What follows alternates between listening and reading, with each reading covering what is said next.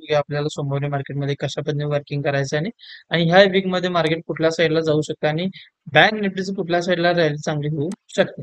Exactly बघा आपण ज्या पद्धतीने मागच्या वीक मध्ये प्लॅनिंग केलं होतं आणि मागच्या वीक मध्ये जर तुम्ही बघितला तर मार्केट फक्त ह्या लेवलला होतं. म्हणजे आपण ज्यावेळी प्रिडिक्शन केलं होतं त्यावेळी 20 सप्टेंबरची तारीख होती असं म्हटलं तरी हरकत नाही. तर त्या लेवलपासून आपलं जे नेक्स्ट टार्गेट होतं ते 23,000 पासून 54,000च्या आसपास होतं. म्हणजे फक्त आपण 1,000 पॉईंटची रॅली होईल असं तुम्हाला सांगितलेलं आणि 54,000च्या वरती जाईल का नाही ह्या गोष्टी आपण काही डिस्कशन केलं. पण आपल्या टार्गेटनुसार त्या विकीमध्ये तर वर्किंग केलेलं आहे. तर एक्झॅक्टली बघा मार्केटनं काय केलं, ओपनिंग केलं आणि ओपनिंग नंतर जराही वरती न जाता मार्केट तिथूनच रिव्हर्स फिरलं. आता हे जर समजा क्लोजिंग इथे झालं असेल आणि समजा मार्केटनं ह्या लाईनच्या वरती म्हणजे एक्झॅक्टली 54,018च्या वरती जर ओपनिंग केलं म्हणजे गॅप ओपन जर केलं तर मार्केट आहे तसं कंटिन्यू राहणार आणि इथून तुमचं नेक्स्ट टार्गेट 55,000 राहणार. जर ह्या लाईनच्या वरती गॅप ओपन झालं तर समजा बाय द फॉल फ्लॅट झालं आणि फ्लॅट होऊन परत मार्केटनं ह्या लाईनला क्रॉस केलं त्या दिवशी तरी पण आपल्याला 55,000 हे टार्गेट दिसून येऊ शकतं.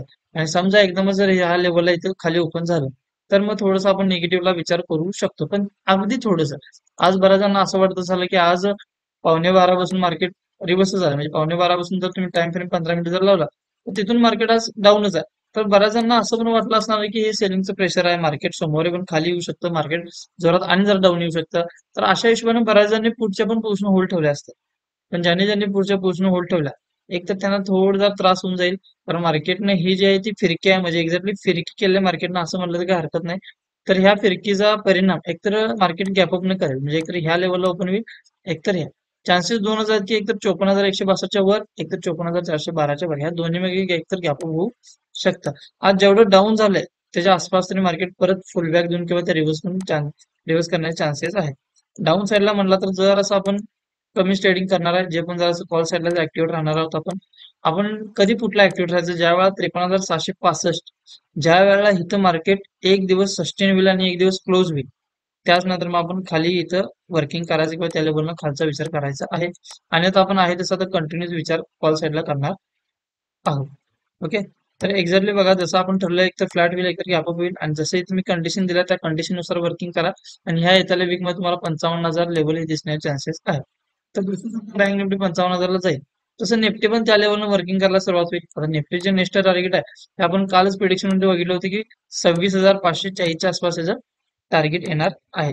तर एक्झॅक्टली बघा मार्केटनं आज gap up open sorry flat open केलं सॉरी गॅपअप ओपन केला आणि गॅपअप नंतर जर असं रिव्हर्सल दाखवला म्हणजे अप साईडची रॅली दाखवली मागच्या दिवशी हाय ब्रेक केला अप साईडला पण राहिलं पण मार्केट तिथं सस्टेनच करू शकलं नाही अननेसेसरी एक फॉल आला आणि त्या फॉल नंतर कंटिन्यू मार्केट डाऊन साईडला कन्वर्ट झालं. पण हा फॉल अननेसेसरी आहे. हा फॉल आपण गृहीत धरणार नाही. एकतर ही कॅन्डल असं गृहीत धरणार नाही असं म्हटलं तर हरकत नाही. म्हणजे वन डेच्या टाइम फ्रेम नुसार ही जी कॅन्डल दिसते आपल्याला ते आपण गृहीतच धरायचं नाही. एक्झॅक्टली एकतर मार्केट ह्याच्या वरती जायला पाहिजे एकतर खाली यायचं म्हटलं तर जास्तीत जास्त 26,040 पण येऊ शकतं. अन्यथा आहे तसं कॉल साईडला परत कन्वर्ट करू शकता. कारण निफ्टीने एकच कॅन्डल अशी केलेली आहे की ह्या कॅन्डलला आता ब्रेक करणं ह्याला तरी इझी नाही. आणि स्ट्रॉंग बायर्स आहेत आणि स्ट्रॉंग बायर्स असल्यामुळे मार्केटमध्ये आता जी पुढची कॅन्डल आहे ती वन साइड रॅली परत ह्या लेवलला क्रॉस करण्याचे चान्सेस भरपूर आहेत. म्हणजे ह्या वीकमध्ये आपण चांगली मुवमेंट कॉल साईडला बघणार आहोत असं म्हटलं तर काही हरकत नाही. आणि सोमवारी एकतर ते गॅपअपच्या माध्यमातून देईल किंवा फ्लॅट ओपन झाले तरी मी तुम्हाला कॉल साईडला चांगली रॅली होऊ शकते. ओके. अशाच प्रेडिक्शनसाठी आपल्या चॅनलला नक्की सबस्क्राईब करा बेल आयकॉनला क्लिक करा.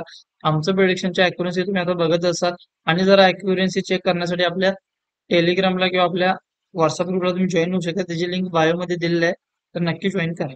Okay thank you.